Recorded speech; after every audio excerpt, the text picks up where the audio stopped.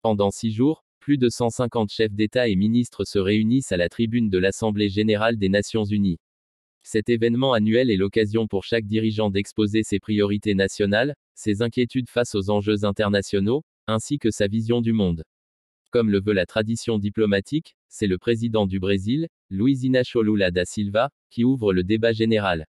Cette coutume remonte à plusieurs décennies, soulignant le rôle constant du Brésil dans les affaires multilatérales. Après l'intervention de Lula, c'est au tour de Donald Trump de prendre la parole.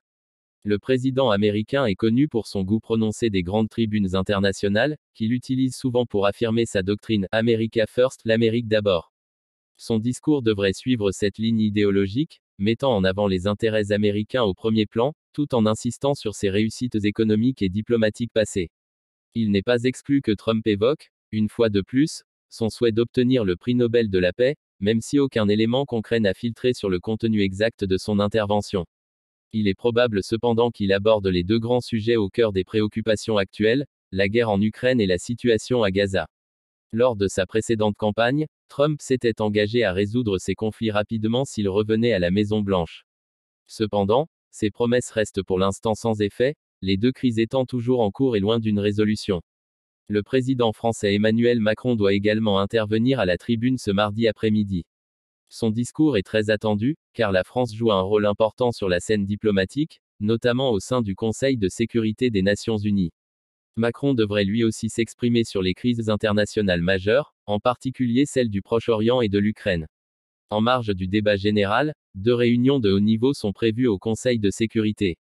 La première sera consacrée à la situation au Proche-Orient, avec une attention particulière portée à Gaza, où les tensions restent vives. La seconde réunion traitera de la guerre en Ukraine, un conflit qui continue de diviser les membres du Conseil, notamment en raison des positions divergentes de certains pays comme la Russie, les États-Unis ou encore la Chine. Ces rencontres diplomatiques interviennent dans un contexte international tendu, marqué par une montée des conflits, des rivalités géopolitiques accrues, et une crise de confiance au sein du système multilatéral.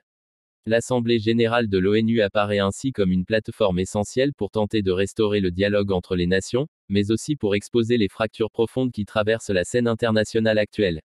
Cet événement sera scruté de près par les observateurs et les analystes du monde entier, car il permet de prendre le pouls des relations internationales, de détecter d'éventuelles évolutions dans les positions des États, et de mesurer les efforts diplomatiques pour la paix et la stabilité mondiale.